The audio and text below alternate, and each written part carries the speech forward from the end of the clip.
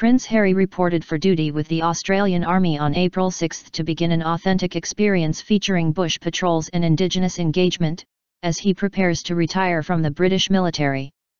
Hundreds of well-wishers turned out to see the 30-year-old prince at the National War Memorial in Canberra, the one scheduled public event of his visit before he met with the head of the Australian Defence Force, ADF, Air Chief Marshal Mark Binskin. Wearing a white dress uniform, he reported for duty at Duntroon Military College, delivering a letter to Binskin from Queen Elizabeth II in which she wrote her grandson would benefit greatly from spending time with the Australian diggers. After jetting in from Sydney, Prince Harry arrived to cheers from the crowd of some 1,000 people at the War Memorial in Canberra, where he laid a wreath on the tomb of the unknown soldier and toured galleries on World War I and Afghanistan.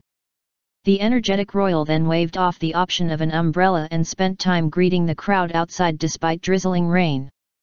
As some chanted "Harry, Harry, Harry," the prince made his way around the barricades, and spoke to a ginger-haired child with a poster reading "Redheads Rule." He said that I was fabulous in making the sign and it's awesome to be a redhead, a delighted Ethan Toscan, 12, told Australian Associated Press. "I'm over the moon, it's just wow. I got to shake his hand." During his time down under, Captain Wales, as he is known in the British Army, will be embedded with Australian Army units and regiments in Sydney, Darwin, and Perth. He is expected to take part in a range of unit-based activities and training exercises, the Australian Defence Force said in a statement announcing his arrival last week.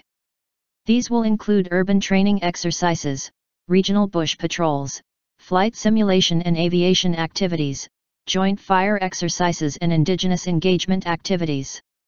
The prince, who has flown Apache helicopters for Britain, has reportedly also asked to fly choppers in Australia. A defence official has said checks would need to be carried out first. Building on Prince Harry's interest in veterans affairs, opportunities to meet with wounded, injured, and ill service personnel will also be provided while in Australia.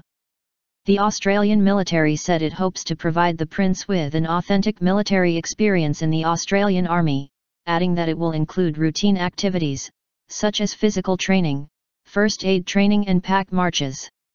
The Australian Army attachment comes as Prince Harry, a graduate from the elite Sandhurst Military Academy who served twice in Afghanistan, has announced his departure from the British Army.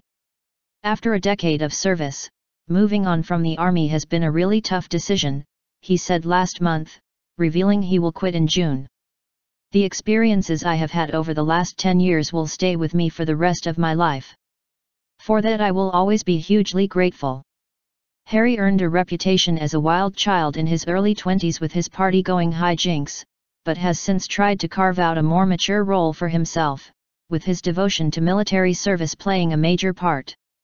The prince will break his attachment to travel to Turkey later this month for the Anzac Day dawn service at Gallipoli, to mark the centenary since that World War I campaign.